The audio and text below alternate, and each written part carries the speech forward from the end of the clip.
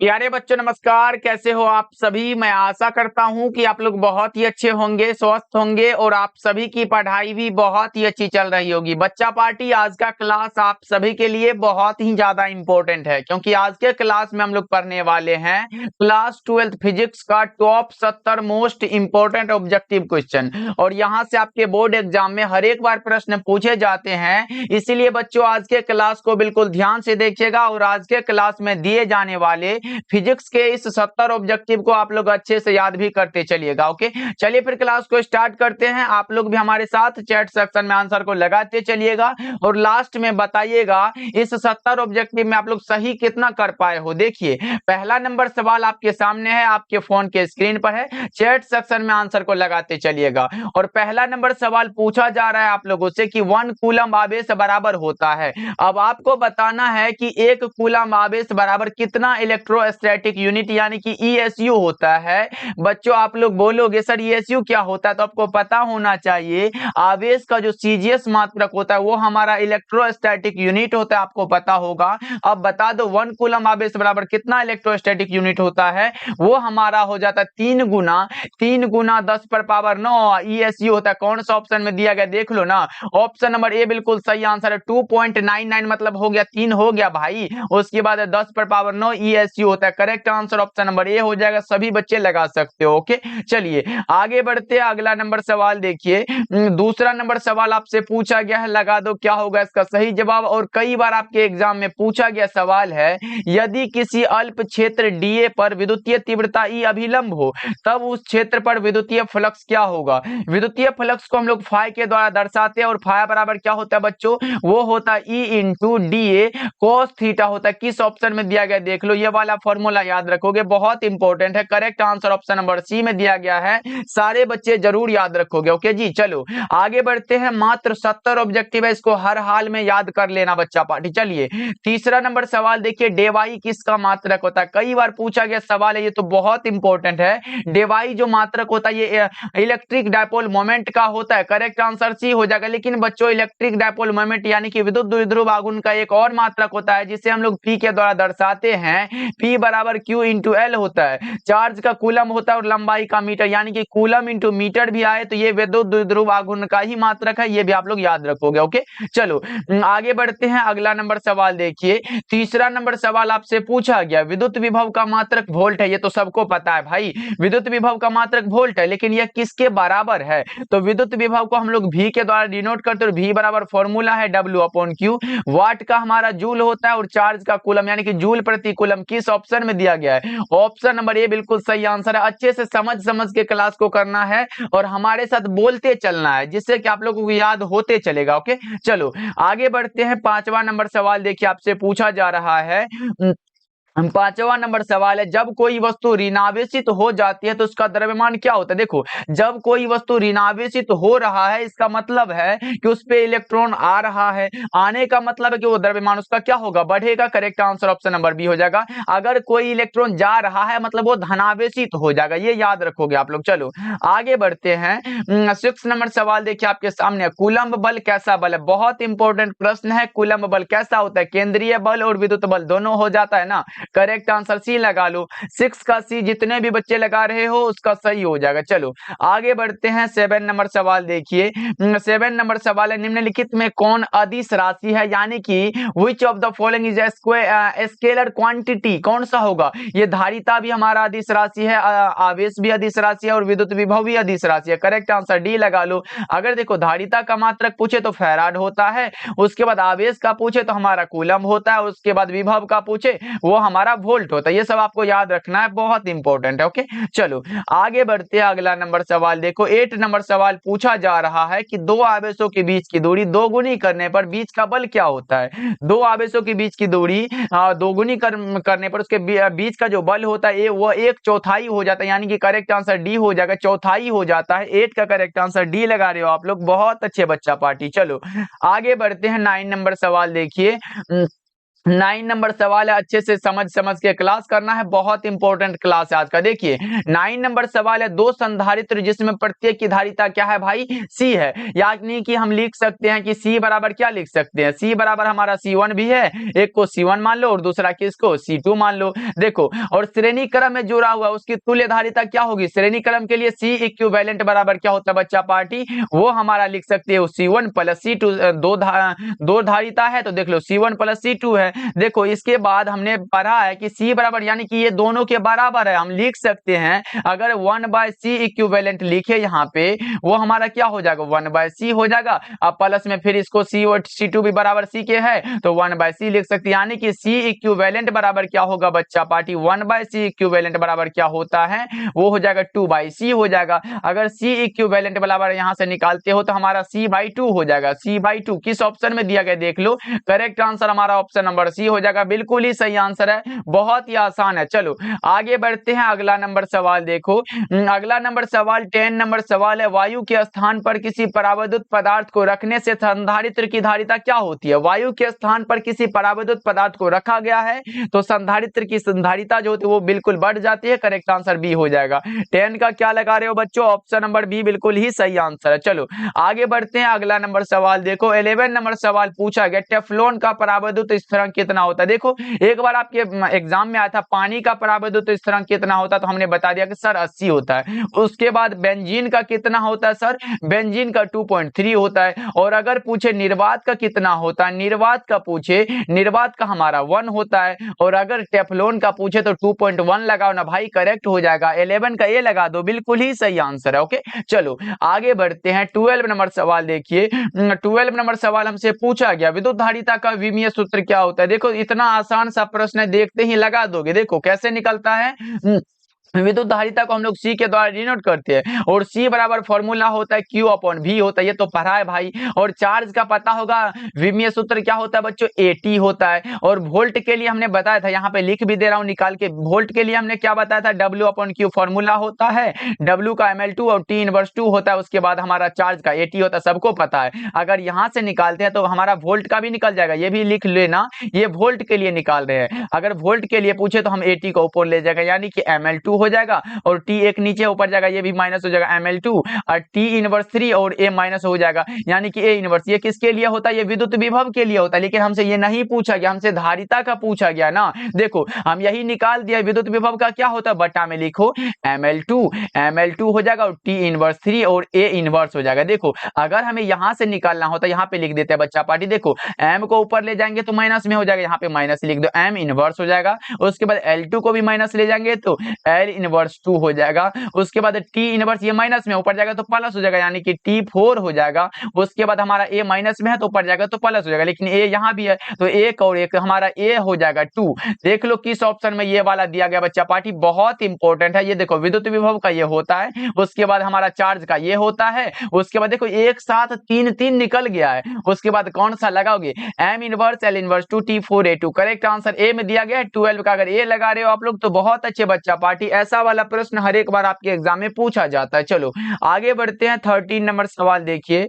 13 number सवाल हमसे पूछा जा रहा है, ताप बढ़ने पर यदि प्रतिरोध घटता है तो वह कौन सा होता है। हमने बताया था कि अर्धचालक में ताप बढ़ने पर क्या होता है, प्रतिरोध घट जाता है, डिक्रीज होता है, करेक्ट आंसर हमारा ऑप्शन बी हो जाएगा। ये सब आसान आसान प्रश्न है, इसमें टाइम वेस्ट नहीं करने का। चलो आगे बढ़ते हैं, फ्यूज तार किस पदार्थ से निर्मित होता है। फ्यूज का जो तार बना होता है वो हमारा लेड टिन मिश्र धातु से बना हुआ है, करेक्ट आंसर सी हो जाएगा। चलो आगे बढ़ते हैं, 15 नंबर सवाल देखिए। 15 नंबर सवाल है, बच्चा पार्टी क्लास को लाइक करते चलिए, अगर अच्छा लग रहा हो तो सभी बच्चे क्लास को लाइक करिएगा। और हमारे साथ क्लास करना चाहते हो तो डेली क्लास शाम के 6 बजे होता है, जरूर ज्वाइन करिएगा आप लोगों के क्लास, चैनल को सब्सक्राइब कर लीजिएगा। देखिए एमीटर का प्रतिरोध कैसा होता है, अगर हमने बताया था आदर्श एमीटर लगा हुआ हो तो 0 होता है, लेकिन सिर्फ एमीटर हो तो बहुत कम हो जाता है, करेक्ट आंसर भी हो जाएगा। लेकिन बच्चों एक बार लगा दो चैट सेक्शन में, वोल्ट मीटर का प्रतिरोध कितना होता है, एक बार जल्दी जल्दी से बता दो, वोल्ट मीटर का प्रतिरोध कितना होता है। ये आपका आंसर कमेंट सेक्शन और चैट सेक्शन में आ जाना चाहिए, ये मैं नहीं बताने वाला। चलो आगे बढ़ते हैं, 16 नंबर सवाल देखिए। 16 नंबर सवाल सवाल है, ताप वैद्युत युग्म किस सिद्धांत पर आधारित है? ताप वैद्युत युग्म जो है किस सिद्धांत पर आधारित होता है? वो सीबेक के प्रभाव पर आधारित है। करेक्ट आंसर ए हो जाएगा। क्या होगा बच्चों? ऑप्शन नंबर ए बिल्कुल सही हो जाएगा। चलो 17 नंबर सवाल देखिए क्या पूछा गया है। 17 नंबर सवाल है, विद्युत वाहक बल की विमा क्या है? हमने बताया है जो हमारा विद्युत विभव का होता है वही क्या होता है, वही विद्युत वाहक बल का भी होता है। हमने क्या निकाला था ये विद्युत विभव के लिए क्या निकाला था बच्चा पार्टी, याद है क्या? V बराबर W/Q होता है। हमने बताया था कि सर ml2 हो जाएगा, T इनवर्स 2 यहां से निकाले थे और Q का हमारा AT हो गया था। यहां से हम निकाले थे तो क्या बना था ml2 और T इनवर्स ए जाएगा तो T इनवर्स 3 हो जाएगा। उसके बाद हमारा कौन सा हो जाएगा? A इनवर्स हो जाएगा। यही तो हमने बताया था। करेक्ट आंसर देख लो किस ऑप्शन में दिया गया है, ऑप्शन नंबर डी में दिया गया, बिल्कुल सही आंसर है। देखो सर आई ए कहां है? देखो धारा को हम लोग एम्पियर लिखते हैं, धारा आई रहे या फिर ए रहे तो बात बराबर है, इसलिए कंफ्यूजन में मत पड़ जाना। चलो आगे बढ़ते हैं, अगला नंबर सवाल देखो। 18 नंबर सवाल पूछा गया, परिपथ का वह गुण जो विद्युतीय ऊर्जा को ताप में बदलता है उसे क्या कहते हैं? परिपथ का वह गुण जो विद्युतीय ऊर्जा को ताप में कन्वर्ट कर रहा है वो हमारा रेजिस्टेंस होता है। R बराबर V बटा में I वाला फॉर्मूला पढ़े हो, वो वाला इंपॉर्टेंट है, याद रखिएगा। और प्रतिरोध का जो मात्रक होता है वो क्या होता है बच्चों? ओम हो जाता है, ये भी ध्यान में रखिएगा आप लोग। चलो आगे बढ़ते हैं, 19 नंबर सवाल देखो क्या कह रहा है, किसी चालक में विद्युत धारा के प्रवाह का कारण क्या होता है? किसी भी चालक में जो विद्युत धारा का प्रवाह होता है वो विद्युतीय विभव में अंतर के कारण होता है। करेक्ट आंसर सी हो जाएगा। क्या होगा बच्चों? करेक्ट आंसर सी होगा। अगर आप लोग सी को लगा रहे हो तो बहुत अच्छे। चलो 20 नंबर सवाल देखिए पूछा जा रहा है। 20 नंबर सवाल है, चालकों के जाल से धारा प्रवाह को समझने के लिए उपयोग होता है किसका? तो वो हमारा किरचॉफ के नियम का उपयोग होता है। Correct answer option number B हो जाएगा। चलिए आगे बढ़ते हैं, 21 नंबर सवाल है, त्वरित आवेश उत्पन्न करती है, क्या उत्पन्न करती है? अगर बात हो त्वरित आवेश उत्पन्न करते क्या, तो वो इलेक्ट्रोमैग्नेटिक वेव्स को यानी कि विद्युत चुंबकीय तरंग को उत्पन्न करती है। करेक्ट आंसर डी को लगाओ बच्चों, करेक्ट हो जाएगा। चलो जी ये सब नया नया प्रश्न भाई इंपॉर्टेंट है। चलो आगे बढ़ते हैं, 22 नंबर सवाल देखिए क्या पूछा गया, संट के प्रयोग में धारा मापी की सुग्राहिता क्या होती है? बढ़ जाती है। ये प्रश्न तो हमने कई बार बता भी चुका है, इसलिए ये सब मत भूल जाना भाई, जितना बताते गए हैं उसको ना भूलना, जितना नया दे रहे हैं उसको याद कर लो। चलो आगे बढ़ते हैं, 23 नंबर सवाल देखिए। 23 नंबर सवाल है, चुंबकीय प्रेरण। देखो यहाँ बी जो लिखा गया है, ये बी जो है चुंबकीय क्षेत्र को भी निरूपित करता है। अब आपको पता होगा कि ये टेस्ला भी मात्रक होता है, न्यूटन प्रति एम्पियर मीटर भी मात्रक होता है, और वेबर प्रति मीटर स्क्वायर भी मात्रक होता है। इनमें से सभी लगाओ ना, करेक्ट हो जाएगा। आपको पता रखना है कि चुंबकीय क्षेत्र का मात्रक भी वेबर प्रति मीटर स्क्वायर हो जाता है। ओके चलो आगे बढ़ते हैं, 24 नंबर सवाल देखिए, चुंबकीय फ्लक्स का मात्रक क्या होता है? वही वाला बात हो गया सर, फाई बराबर क्या होता है? बी इंटू ए वाला फॉर्मूला लगा दो ना। बी क्या है? चुंबकीय क्षेत्र, जो कि अभी हमने बताया वेबर प्रति मीटर स्क्वायर वाला फॉर्मूला लगा दो, वेबर प्रति मीटर स्क्वायर। एरिया का क्या होगा? मीटर स्क्वायर हो जाएगा। मीटर स्क्वायर से मीटर स्क्वायर कहां गया? तारों के शहर में चला गया। उसके बाद बचा कौन सा? वेबर बचा। करेक्ट आंसर बी को लगा दो, करेक्ट हो जाएगा 24 का। ओके चलो आगे बढ़ते हैं, अगला नंबर सवाल देखो। 25 नंबर सवाल है कि एक टेस्ला बराबर क्या होता है? ये बहुत इंपॉर्टेंट है कि सर एक टेस्ला बराबर क्या होता है? वो हमारा 10 टू द पावर 4 गॉस होता है। Correct answer option number B में दिया गया है, 25 का बी हो जाएगा। और अगर पूछे 1 टेस्ला बराबर कुछ और भी होता है जिसका कि नाम है 1 वेबर, यहाँ पे लिख भी सकते हो बच्चा पार्टी, 1 वेबर प्रति क्या होता है? मीटर स्क्वायर होता है। ये भी लिख लो, बहुत इंपॉर्टेंट है, आ सकता है आपके एग्जाम में। चलो आगे बढ़ते हैं, 26 नंबर सवाल देखिए, लेंज का नियम किसके संरक्षण के सिद्धांत का पोषक है? लेंज का नियम ऊर्जा संरक्षण के सिद्धांत पर आधारित है, कई बार हमने बता चुका है, इसको मत भूल जाना, बहुत इंपॉर्टेंट है। और याद रहे ऊर्जा संरक्षण को याद रख लीजिएगा और आवेश संरक्षण, ये दोनों इंपॉर्टेंट है। चलो आगे बढ़ते हैं, 27 नंबर सवाल देखिए, हेनरी मात्रक है। हेनरी किसका मात्रक होता है? आपको पता होगा, स्वप्रेरकत्व, प्रेरकत्व, ये सब हेनरी ही तो है मात्रक। करेक्ट आंसर सी हो जाएगा, बिल्कुल सही आंसर है। प्रतिरोध का हमारा क्या होता है बच्चों? प्रतिरोध का ओम होता है। और धारा का क्या होता है? धारा का हमारा जो होता है वो एम्पियर होता है। ये सब याद रखना है आप लोगों का। और चुंबकीय क्षेत्र का क्या होता है? वेबर प्रति मीटर स्क्वायर होता है, ये याद रख लो। चलो आगे बढ़ते हैं, जितना भी ये अलग से ऑप्शन है इसको भी इसलिए समझा दे रहे हैं ताकि एग्जाम में अगर ऐसा वाला प्रश्न आ जाए तो लगेगा सर ये तो बताए थे, इसलिए हम लगा के चले आते, इसलिए हम नहीं चाहते कि आप लोगों का एक भी प्रश्न छूटे। देखो, ठंडा करने पर अनुचुंबकीय पदार्थ का जो चुंबकन होता है वो क्या होता है, ठंडा करने पर अनुचुंबकीय पदार्थ का चुंबकन जो होता है वो सीधे रूप से डिक्रीज होता है, घट जाता है। याद रखिएगा आप लोग, बहुत इंपॉर्टेंट है, आया हुआ है आपके एग्जाम में बच्चों। चलो आगे बढ़ते हैं, अगला नंबर सवाल देखो, 29 नंबर सवाल पूछा गया, किसी परिनालिका के अंदर चुंबकीय प्रेरण का मान क्या होता है। किसी परिनालिका के अंदर चुंबकीय प्रेरण, ऐसे वाला परिनालिका पढ़े हो ना भाई, इंपॉर्टेंट है, याद रख लो।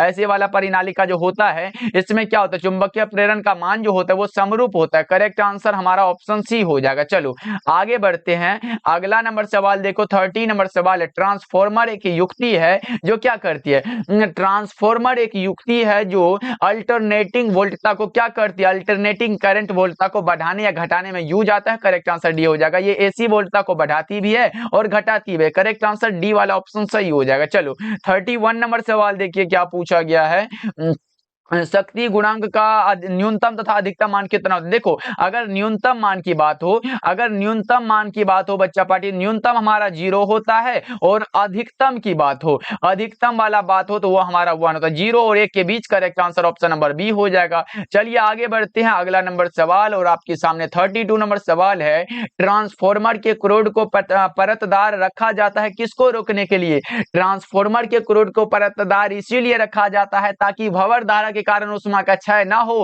ह्रास ना हो। करेक्ट आंसर ए हो जाएगा 32 का जी, करेक्ट आंसर ए को लगा लो आप लोग। चलो आगे बढ़ते हैं, 33 नंबर सवाल देखिए, विस्थापन धारा का मात्रक क्या होता है। विस्थापन धारा हो चाहे विद्युत धारा हो, सबका हम एम्पियर ही तो लगाते हैं भाई। करेक्ट आंसर ए को लगा दो ना जी, सही हो जाएगा। चलिए आगे बढ़ते हैं, 34 नंबर सवाल देखिए, विद्युत चुंबकीय तरंग क्या होता है। विद्युत चुंबकीय तरंग जो होता है वो हमारा ट्रांसवर्स होता है, ये तो नहीं भूल सकते हो आप लोग। 34 का ऑप्शन नंबर ए हो जाएगा। विद्युत चुंबकीय तरंगों की प्रकृति जो होती है वो अनुप्रस्थ होती है, सभी बच्चे जरूर याद रखोगे। चलिए आगे बढ़ते हैं, 35 नंबर सवाल आपसे पूछा जा रहा है, तो बता दो 1 पिको फैराड बराबर कितना फैराड होता है। देखो हमने बताया था फैराड किसका मात्रक होता है, पहले ये बता दो।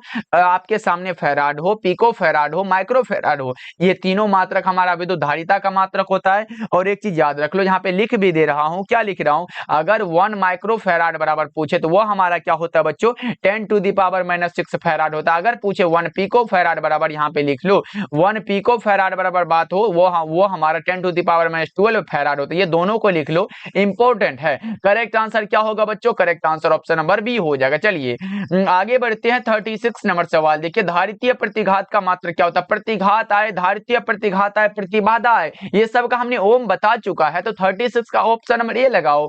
चलो आगे बढ़ते हैं, 37 नंबर सवाल देखो क्या पूछा गया है, नमन कोण का मान उत्तरी ध्रुव से विषुवत रेखा की ओर जाने पर क्या होता है। विषुवत रेखा की ओर जाने पर घटता है, ये हमने कई बार बता चुका है, लेकिन आप लोगों को एक चीज और याद रखना कि विषुवत रेखा पर नमन कोण जो होता है वो 0 डिग्री होता है, और पृथ्वी के चुंबकीय ध्रुव पर नमन कोण हमारा 90 डिग्री होता है, ये भी आप लोग याद रख लो। चलो आगे बढ़ते हैं, अगला नंबर सवाल देखिए, 38 नंबर सवाल आपसे पूछा गया है, ये इंपॉर्टेंट है।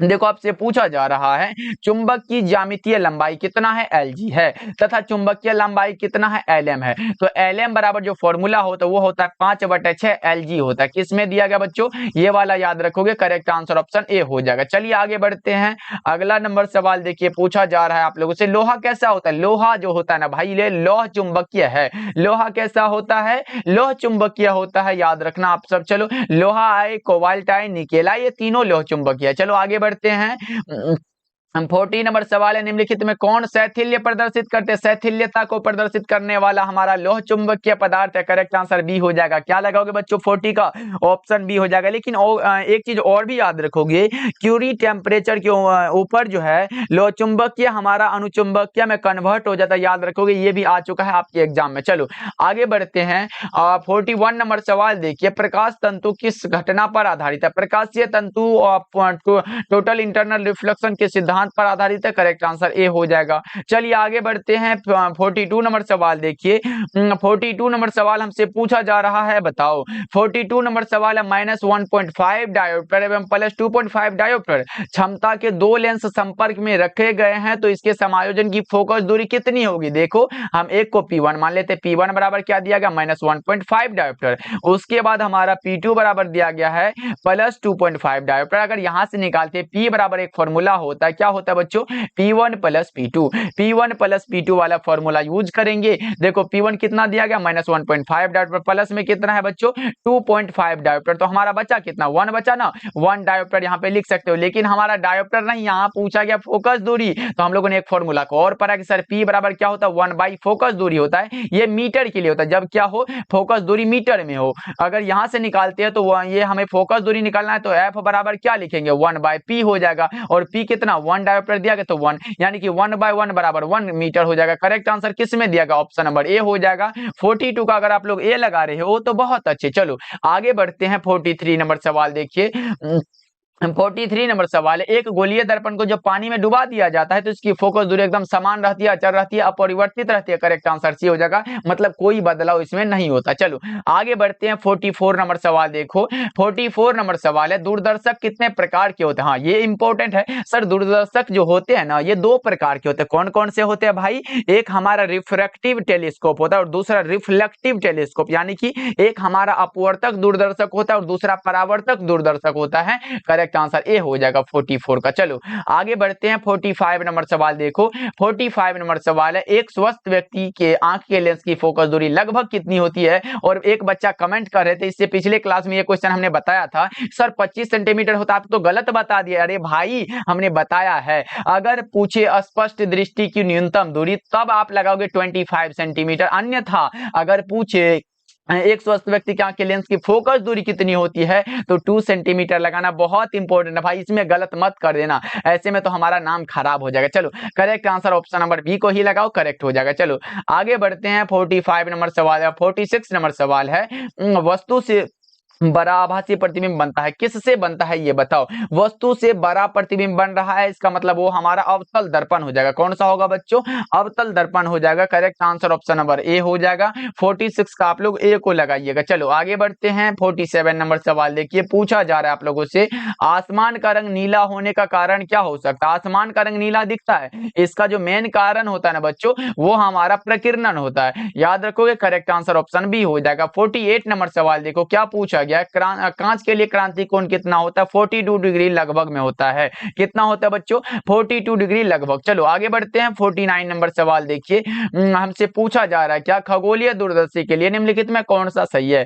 FO इज ग्रेटर देन क्या होता है, FE होता है। FO इज ग्रेटर देन क्या होता है बच्चों, FE होता है। करेक्ट आंसर बी में दिया गया, बिल्कुल ही सही आंसर हो जाएगा। और ये सब इंपॉर्टेंट है, मतलब आज के क्लास का सारा प्रश्न बहुत इंपॉर्टेंट है, एकदम 100% इंपॉर्टेंट है भाई, इसको जरूर याद कर लेना आप लोग। ओके चलो आगे बढ़ते हैं, अगला नंबर सवाल देखिए। 50 नंबर सवाल है कि दूरदृष्टि दोष को दूर करने के लिए प्रयुक्त किया गया लेंस कौन सा होता है। दूरदृष्टि दोष को दूर करना है ना, वो हमारा उत्तल लेंस होता है, और निकट दृष्टि दोष को दूर करना है तो वो हमारा अवतल लेंस होता है। उसके बाद और भी ज्यादा दृष्टि दोष जो होता है उसमें हम लोग बाइफोकल लेंस का यूज करते हैं, और अबिंदुकता को दूर करने के लिए बेलनाकार लेंस का यूज करते हैं। ये चारों को याद रख लो आप लोग। चलो आगे बढ़ते हैं, 51 नंबर सवाल है, पार्थिव दूरदर्शी द्वारा बना अंतिम प्रतिबिंब कैसा होता है। वो हमारा जो होता है, क्या होता है बच्चा पार्टी एक बार बताओ। वो हमारा वस्तु से बड़ा होता है, आभासी या फिर सीधा होता है। वस्तु से बड़ा भी होता है, करेक्ट आंसर सीधा वाला दिया गया बी में। वस्तु से बड़ा, आभासी या सीधा होता है, करेक्ट आंसर बी में दिया गया, यानी कि काल्पनिक एवं वस्तु की अपेक्षा सीधा होता है। चलो अगला नंबर सवाल देखो, 52 नंबर सवाल है कि तरंग लंबाई बढ़ाने पर अपवर्तनांक क्या होता है। तरंग लंबाई बढ़ाने पर, यानी कि तरंग लंबाई को बढ़ाने पर अपवर्तनांक जो होगा वो क्या होगा, डिक्रीज होता है। करेक्ट आंसर बी में दिया गया, 52 का correct answer option number B हो जाएगा। चलो आगे बढ़ते हैं, अगला नंबर सवाल देखो। 53 नंबर सवाल है, बताओ विनाशी व्यतिकरण के लिए पथांतर बराबर क्या होना चाहिए। लेमडा बराबर क्या होता है, 2n + 1 × λ/2 होता है। Correct answer option number B हो जाएगा। लेमडा बराबर नहीं, विनाशी व्यतिकरण के लिए ये सूत्र है, correct answer option number B होगा। चलो आगे बढ़ते हैं, अगला नंबर सवाल देखो। 54 नंबर सवाल पूछा गया आप लोगों से, बताओ प्रकाश के तरंग गति सिद्धांत के अनुसार किसकी व्याख्या नहीं होती है। वो ध्रुवन कहां गए भाई, करेक्ट आंसर डी में लगा दो, इसकी व्याख्या इसमें नहीं हो पाती है। चलो आगे बढ़ते हैं, अगला नंबर सवाल देखो। अगला नंबर सवाल 55 नंबर सवाल है, ब्रूस्टर का कौन सा नियम होता है। ब्रूस्टर का जो नियम नियम होता है वो हमारा क्या होता है, म्यू बराबर 10 होता है। 10 यहाँ पे लिख लो, उसके बाद आईपी लगा देना। करेक्ट आंसर कौन सा होगा बच्चों, ऑप्शन नंबर सी हो जाएगा। चलो आगे बढ़ते हैं। 56 नंबर सवाल है, प्रकाश के कणिका सिद्धांत के प्रतिपादक कौन थे। प्रकाश के कणिका सिद्धांत जो दिए गए थे वो न्यूटन जी के द्वारा दिए गए थे। करेक्ट आंसर भी हो जाएगा। लेकिन अगर पूछे द्वितीयक तरंगिकाओं की अवधारणा किसने दिया था, वो दिया था हाइगेंस साहब ने। किसने दिया था बच्चा पार्टी, वो दिया था हाइगेंस साहब ने। ये भी याद रखोगे, बहुत इंपॉर्टेंट है। 56 का क्या लगाए हो, ऑप्शन नंबर बी बिल्कुल सही आंसर है। और अगर पूछे द्रव्य तरंग सिद्धांत के प्रतिपादक किसने किया था, वो डी ब्रोगली साहब ने किया था। ये भी आप लोग याद रखोगे। चलो आगे बढ़ते हैं। 57 नंबर सवाल देखो, पूछा जा रहा है कि व्यतिकरण फ्रिंज की चौड़ाई क्या होती है। बीटा बराबर क्या होता है भाई, बीटा बराबर होता है डी लेमडा बटा क्या होता है, डी वाला होता है। ये वाला फॉर्मूला यूज करो। करेक्ट आंसर किस में दिया गया, तो डी लेमडा यही हो जाएगा। करेक्ट आंसर ऑप्शन नंबर, उल्टा सीधा कुछ भी होता है लेकिन याद है ये ऊपर में बड़ा वाला डी होता है और लेमडा होता है। देख लो यही तो है। करेक्ट आंसर ऑप्शन ए हो जाएगा। चलो आगे बढ़ते हैं। अगला नंबर सवाल देखो, 58 नंबर सवाल है कि न्यूटन के अनुसार प्रकाश का वेग क्या होता है। वायु की अपेक्षा जो होता है वो जल में अधिक होना चाहिए। करेक्ट आंसर ये हो जाएगा, बिल्कुल सही आंसर है। चलो आगे बढ़ते हैं। 59 नंबर सवाल देखो क्या पूछा गया है, जिस घटना से प्रकाश तरंगों की प्रकृति निर्विवाद रूप से अनुप्रस्थ सिद्ध होती है उसे हम लोग क्या कहते हैं बताओ, उसे हम लोग क्या बोलेंगे, उसे हम लोग ध्रुवन बोलते हैं। क्या बोलते हैं, पोलराइजेशन कहते हैं। करेक्ट आंसर ऑप्शन सी हो जाएगा। चलिए आगे बढ़ते हैं। अगला नंबर सवाल देखिए, प्रकाश विद्युत सेल जो है वो क्या करता है। प्रकाश विद्युत सेल का जो कार्य होता है ना भाई, प्रकाश विद्युत सेल प्रकाश को विद्युत में बदलने का एक साधन है। और यह हमारा 3 प्रकार का होता है। कौन सा होता है भाई, प्रकाश उत्सर्जक सेल होता है, प्रकाश वोल्टीय सेल होता है और प्रकाश हमारा चालकीय सेल होता है। ये 3 होता है, याद रखिएगा। अगर पूछे प्रकाश विद्युत सेल कितने प्रकार के होते हैं तो आप लगाओगे 3 प्रकार के होते हैं, याद रहेगा ना। और करेक्ट आंसर कौन सा होगा, प्रकाश का यहाँ संचय नहीं होगा भाई, प्रकाश को विद्युत में बदलता है। Correct answer option number B हो जाएगा, बहुत इंपॉर्टेंट है। चलो आगे बढ़ते हैं। 61 नंबर सवाल देखिए, डी ब्रोगली का तरंग दैर्ध्य क्या होता है, वही लैम्डा बराबर h/mv। करेक्ट आंसर बी में दिया गया। ये सब फॉर्मूला है, याद रखना बहुत जरूरी है। चलो आगे बढ़ते हैं। 62 नंबर सवाल देखो, रेडियो एक्टिव परमाणु के लिए कौन सा संबंध सही है। रेडियो एक्टिव के लिए पूछा गया, वो हमारा होता है अर्ध आयु बराबर क्या होता है, 0.6931 इंटू औसत आयु।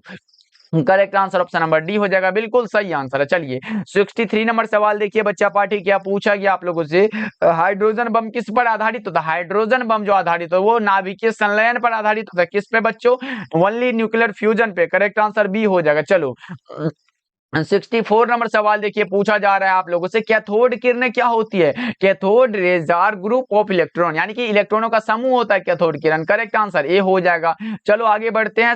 65 नंबर सवाल आपसे पूछा गया है, गामा किरणों में उच्च वेदन शक्ति का कारण क्या हो सकता है। गामा किरण में उच्च वेदन क्षमता इसमें होता है और ये इसमें कम तरंग दैर्ध्य होने के कारण। करेक्ट आंसर ऑप्शन सी ए हो जाएगा। चलो आगे बढ़ते हैं। 66 नंबर सवाल हमसे पूछा जा रहा है, निम्नलिखित में कौन सा संबंध सही है। इसमें सब 15 दिया गया, 15 का निकालेंगे, इसमें भी, इसमें तो 12 दिया गया, ये सब नहीं होगा। देखो हमारा जो होगा वो अगर 15 का निकालते हैं तो 15 वाला कौन सा होगा, 2 से लगाओ, 7 दूना के 14 होता है, आपको पता होगा। अगर यहां से करते हो तो हमारा शेष 1 बचा, उसके बाद फिर 2 से लगाओ, 3 दूना के 6, 1 शेष बचा, उसके बाद 2 से लगाओ, फिर 2 एकम 2 और 1 शेष बचा, यानी कि 1 1, यही वाला करेक्ट हो जाएगा, ऑप्शन बी हो जाएगा। ये सब हमारा भरने की जरूरत नहीं है। चलो आगे बढ़ते हैं। अगला नंबर सवाल देखो, 67 नंबर सवाल पूछा गया, जेड परमाणु क्रमांक वाले परमाणु की किसी दी गई कक्षा में इलेक्ट्रॉनों की ऊर्जा समानुपाती होती है। किसके समानुपाती होती है, तो बच्चों कोई फॉर्मूला याद आया क्या, ई एन बराबर क्या होता है फॉर्मूला, वो हमारा होता है माइनस का 13.6 होता है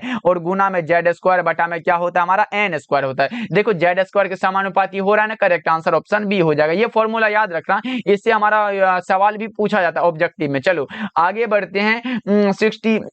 68 नंबर सवाल है, नाभिकीय अभिक्रिया में संरक्षित भौतिक राशियां कौन सी है। नाभिकीय अभिक्रिया में संरक्षित भौतिक राशियां कुल आवेश, रेखीय संवेग, कोणीय संवेग, ये सभी।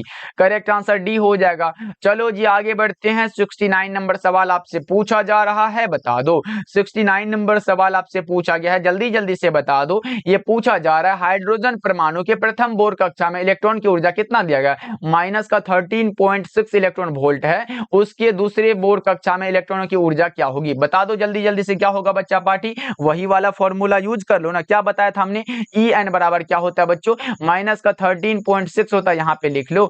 उसके बाद हमारा माइनस का 13.6 बटा में क्या होता है, एन स्क्वायर वाला। हमने बताया है कि नहीं, यस नो बच्चा पार्टी। अगर यहाँ से निकालते हो, लेकिन हमारा दूसरे कक्षा में पूछा गया तो एन को हम 2 मानना पड़ेगा ना, तो यहाँ पे लिख सकते हो एन बराबर 2 लिख सकते हो। अब निकालो यहाँ से, तो हमारा ई एन बराबर निकल के आएगा, लेकिन ई एन एन नहीं लिखेंगे क्योंकि एन हमारा क्या है, 2 है। तो ई टू बराबर लिखेंगे, क्या लिखेंगे, माइनस का 13.6 बटे में क्या हो जाएगा, एन स्क्वायर है तो 2 दूना के कितना होगा, 4 हो जाएगा। यानी कि आप कह सकते हो 34 चौके कितना होता है, 136 होता है। यानी कि कह सकते हो कि 3.4 हो जाएगा। यानी कि आप कहो कि E2 बराबर क्या होगा, 3.4 इलेक्ट्रॉन वोल्ट हो जाएगा। किसमें दिया गया बच्चा पार्टी, 3.4 इलेक्ट्रॉन वोल्ट किसमें दिया गया, ये आंसर देख लो। ऑप्शन नंबर ए बिल्कुल सही आंसर। और माइनस में इसीलिए होगा क्योंकि हमारा यहाँ पे देखो माइनस का 13.6 है, यहाँ पे माइनस लगा सकते हो। सही जवाब ऑप्शन नंबर ए हो जाएगा। चलो, और आज के क्लास का हमारा लास्ट सवाल ये रहा, बता दो किसी अर्धचालक का तापमान गुणांक का मान ऋणात्मक होता है। भाई ये कई बार बता चुका है, ये सब बताने की जरूरत नहीं है। Correct answer option number B को लगाओ, बिल्कुल सही आंसर हो जाएगा। ओके,